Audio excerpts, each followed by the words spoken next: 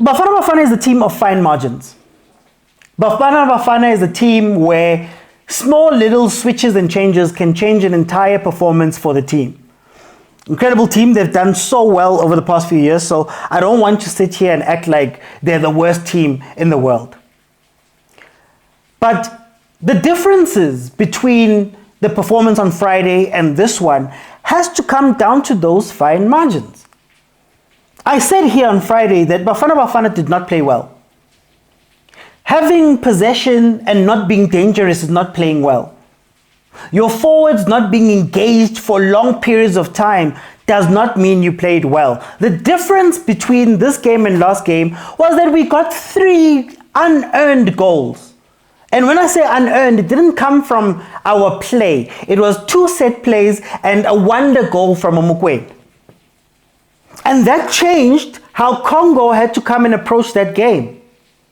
But it's a fine margin because you didn't get anything from your front players up until Congo decided to attack us and change to a back 3, and then you started seeing the spaces open up. This is the game, I believe, that Congo wanted to play versus South Africa. I think a lot of teams understand that while we are mesmerizing and pass the ball around, there's a couple of issues within the Bafana Bafana team. We'll start with the defense. Sorry to interrupt this video, but I need a little bit of your help. If you're watching this on YouTube, you can probably see my subscribe account. And if you can, I'd be very grateful if you would subscribe. That is actually the best way to support this channel, because the bigger that number is, the better it looks to potential guests and other brands and companies that I will approach for sponsorship. It may seem like a very small thing to ask for, but it actually helps with all of this. Thank you very much. Let's get back to the video. If you pressure the South African defense and take advantage of certain things, you can score goals. Congo just so happened not to be able to finish some of their chances that they had on Friday. But today, Motaung leaves, and now Grant Kekana is in a tough position whether he doesn't know whether he must push or whether he must stay. And he finds himself in 2 minds, because if he goes out to go cover Motaung, it means that there's a man running behind him. Congo did that, I think, 3 or 4 times in that game, where there was a man who was running on the inside of Grant Kekana. And while he was running on the inside of Grant Kekana, Dortley wasn't picking him up. And now, if you can be a little bit more physical with that defense, if you can come at them, you start to realize those little gaps, including the fact that our midfielders don't drop in. Obas and Mokwena were not helping. And if we move to the midfield and we look at that midfield setup, right?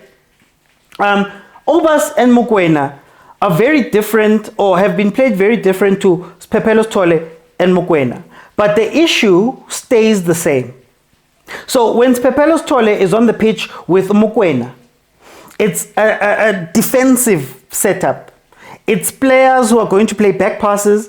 It's players who are going to stand in front of the defense. It's players who are going to help out on the wing. They're not meant to play the ball. Their job is not meant to play the ball. In fact, we'll even go long most of the time and look for a mahopa in order to make that work. But an Obas and Mokwena midfield, it's almost like they were told that Mokwena, you can go up and play an 8. You can be more of an 8 and be more progressive and find yourself higher up the pitch. And we'll leave Ubatusi Obas here. But the problem is that Ubatusi Obas is slow. So when you leave him and we lose balls, so if you look at the goal that they scored and the goal that they scored that was disallowed for a false offside, and the goal that they eventually scored, it was the same movement. Motaung pushes, there's a space, there's nobody following up. They could have turned and done other things. Whereas if you look at how a Sundowns does that movement, Motaung goes up, Kutsier stays right in front of the defense, so that if we lose the ball and are attacked, he can tuck in, it becomes a 3, then you can still have Kekana go wide with the knowledge that there's one player here and another 2 that are next to him, and he doesn't have to worry too much. Whereas here, it was one-on-ones a lot. We look at the forward play. How many times did we enter the box? And I'm going to give them credit. Like I said, I'm going to give them credit for Uzwane taking a shot and being saved by the keeper. I'm gonna give them credit for mokwena breaking in and not being able to put the ball into the net. Fine, I give them that. But how many real chances are we creating as a team? How many real chances are being created from the interplay of our forwards? What I expected from this game, seeing Reiners, Mokwena and Apolis up front, was that we're going to have a very transition game, a very transition-based game, fast play, fast breaking, taking advantage of Reiners having pace, of Mokwena having pace, and Apolis being somebody who can now play balls, probably with Uzwane, can now play balls in. Similar to how Coach Mangoba has realized that Reiners is not a 9. You have to play him a little bit wider and give him chances on transition in order to hurt them. Which then brings about the question of what type of players do we have on the bench, and are we willing to change the way that we play to suit those players? I said in an old video that my issue with Bafana Bafana is you've chosen Reiners, you've chosen Kanyisa Mayo, but then you're playing Mahupa ball with them. So now you're automatically putting them at a disadvantage. That's why you don't see Reiners play super well in games that are not open.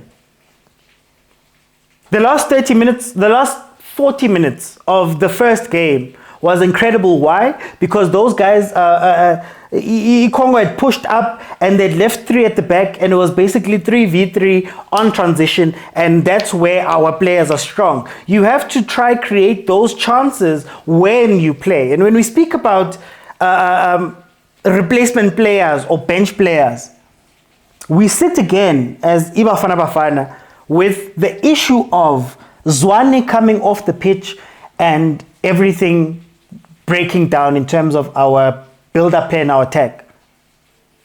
We start seeing them being a little bit, all over the place.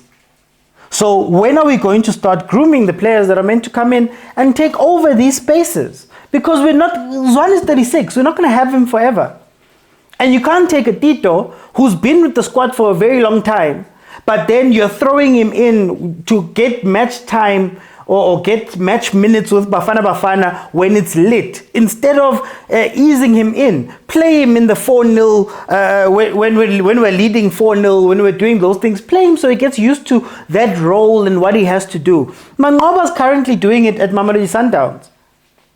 We look at our strikers. Foster goes down. Reiners doesn't play a Foster type football. We don't have anybody else. That defense, there was nobody there. You look at some of the subs that were made towards the end, where now Mobi is playing in the midfield, and we've got 7 defenders at some point with 2 defensive midfielders. The way it broke down there was also a little bit of an issue. And maybe the question should be, when we face teams that have rested, have studied, have brought in their stars. 5 changes were made by Congo for players that weren't available for the trip here. What's going to happen? And I always give Bafana Bafana credit. They've done incredibly well over the past couple of years under Hugo Bruce. They have done incredibly well. But these are the type of things that don't show up versus Congo in a 5-0 win, or people overlook them. And these are the same things that hurt us later on, and we need to start fixing those things and being aware of those things. And I know Hugo Bruce is an amazing coach, and he's done so well, and I'm pretty sure at some point he thought to himself, you know what, it's an honorable 1-1, let's take the point and go home. I get it, I understand. I'm the same person who spoke about in the Congo game that Congo could have just lost 2-0 to us and shut the back door and said, you know what guys, we're not going to do anything fancy. Bafana Bafana did exactly that. It's 1-1. They are clearly in the ascendancy. They're clearly trying to hit us. They're clearly trying to push. They are at home. They've got the fans, the artificial pitch, what. Let me put on defenders and rest. I hear you. I understand it. But I genuinely don't think it should come down to this. It shouldn't come down to us having to shut the back door and try hold them out. So everything I said on Friday, for me still holds true. Do we create enough clear chances for our forwards when we are not in a leading position or when we are not in a position where the other team has to come at us? I don't think so. And it kind of hurt us in this game. Our defense, is our defense solid enough and communicating enough in order for them to not be pressured? So the chances that they got on Friday, some of the chances where Ronwen was called into action, you're now having 2 times those guys scored past to Ronwen, and that's all you need. You can't have Ronwen be Superman every day without speaking to your defense, because that same issue that we see with Motaung is the same issue that we see with Motaung and Kekana was the same issue we saw with Motaung and Ngezan.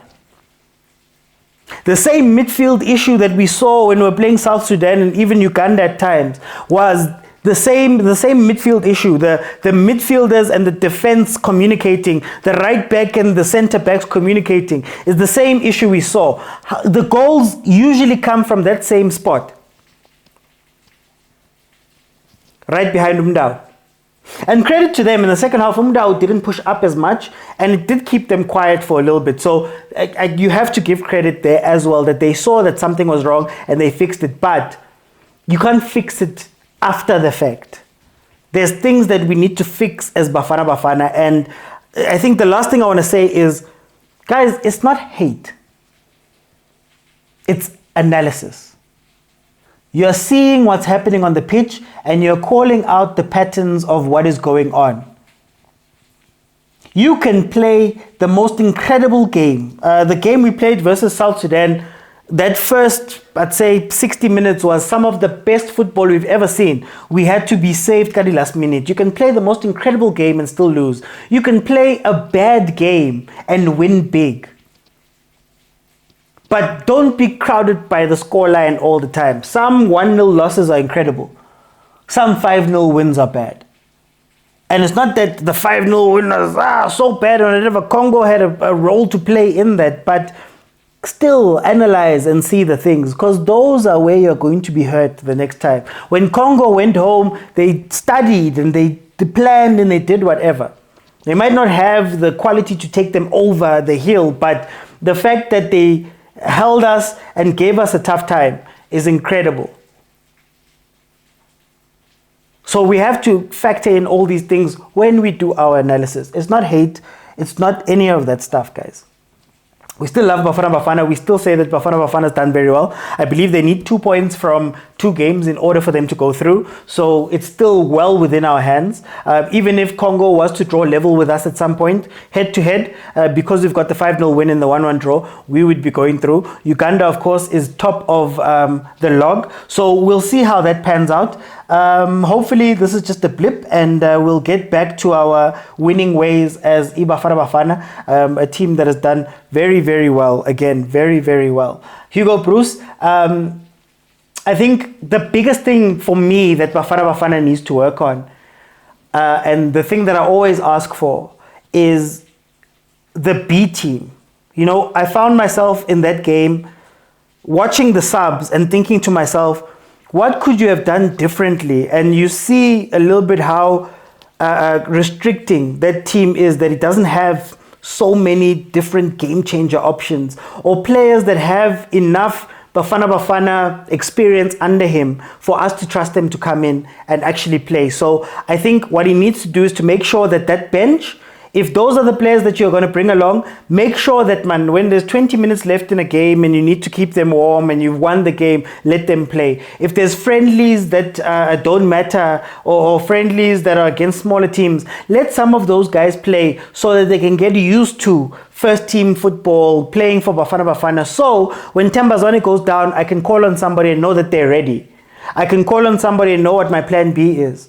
A lot of the time he chops and changes a lot, and you find players that have never played for Bafana pushed into the team to come and play. Some of the bench players, we don't trust them. He said it himself that they're essentially spirit players. They're spirit players. They come in to uplift and whatever. Nangu Velimotwa was an upliftment player. When time came to call on him, he wasn't ready. He's now out of the squad. So we need to make sure that we are building again for the future, and we're making sure that that first 11 can be very strong. But if Tebza is off, today he wasn't playing very well.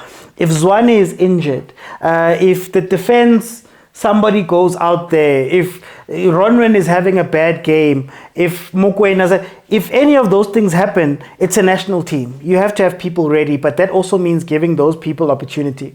Tito is going to have a very tough time now because a lot of people who are calling for him, or a lot of people who called for him, are being made fun of because they called for him now. Where was he throughout the game? All of that stuff. Same thing happened to Khanyisa Mayu. So if you're going to bring him along, make sure that you're giving them enough time in non-pressure situations to actually get into the groove of everything. Don't just throw him on when it's hot and everything is breaking down and the ball is no longer going up the way that the ball is going up and your midfield is dead and you're playing wide. It can kill players, that thing. But anyway, guys, thank you so much. It is 1-1, Congo versus South Africa. We live to fight another day. It's a point away from home, so we'll always take that. I'll see you guys on the next game.